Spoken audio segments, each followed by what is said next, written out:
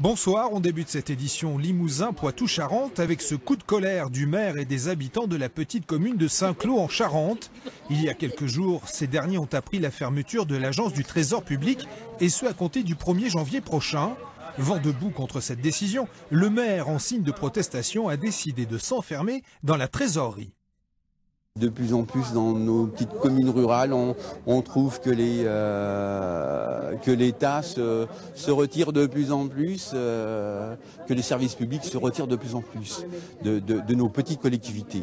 Et ça, on trouve ça regrettable. Soutenu par la population, le maire attend désormais un signe de la Direction générale des finances publiques. Direction le Limousin, où à 40 jours du premier tour des élections régionales, les ténors des partis se succèdent. Aujourd'hui, dans le département de la Creuse, c'était au tour de François Fillon de venir prêter main forte au candidat Les Républicains. Un coup de pouce sur fond de crise du monde agricole. La première difficulté pour le monde rural, c'est l'absence de croissance de l'économie française. On en revient toujours là. Tant que l'économie ne crée pas des emplois, ne crée pas de la richesse, c'est très très difficile de développer des territoires qui ont par ailleurs des handicaps. La deuxième chose que je leur dis, c'est qu'il faut simplifier l'organisation administrative de notre pays. Et de ce scrutin des 6 et 13 décembre prochains, il en est question dans Le Monde. En partenariat avec France 3 Régions, le quotidien consacre 4 pages au futur grand territoire Poitou-Charentes-Limousin-Aquitaine et c'est à découvrir dans l'édition de demain.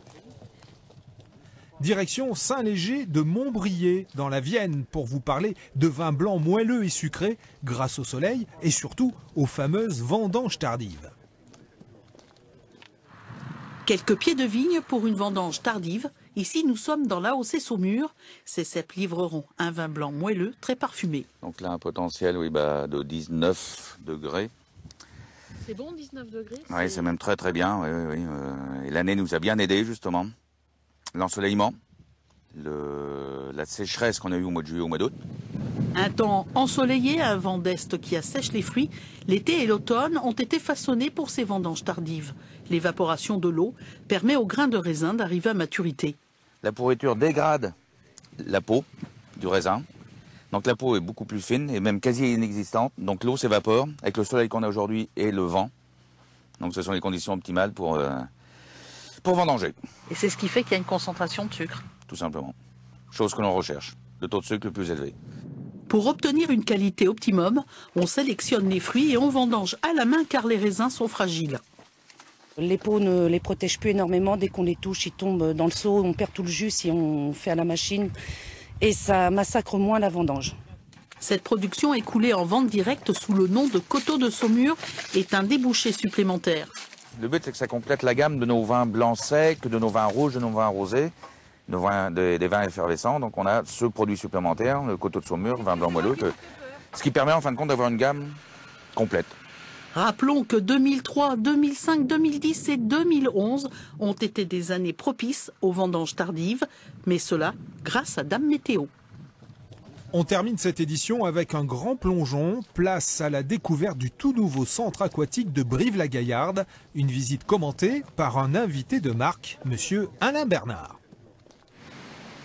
2 semaines, c'est le temps qu'il a fallu pour remplir les bassins dont le volume d'eau équivaut quand même à 17 500 baignoires.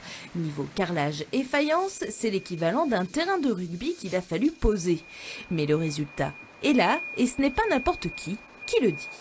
Il y a beaucoup de baies vitrées, il y a aussi dans la structure architecturale, c'est aussi prévu de laisser rentrer beaucoup de lumière naturelle. Donc sur un bassin inox, ça peut être vite sombre en fait. Et le fait qu'il y ait beaucoup de lumière naturelle, là on voit facilement le fond du bassin, on voit très loin et c'est quelque chose d'assez réconfortant pour les gens qui ont peut-être une certaine appréhension de l'eau.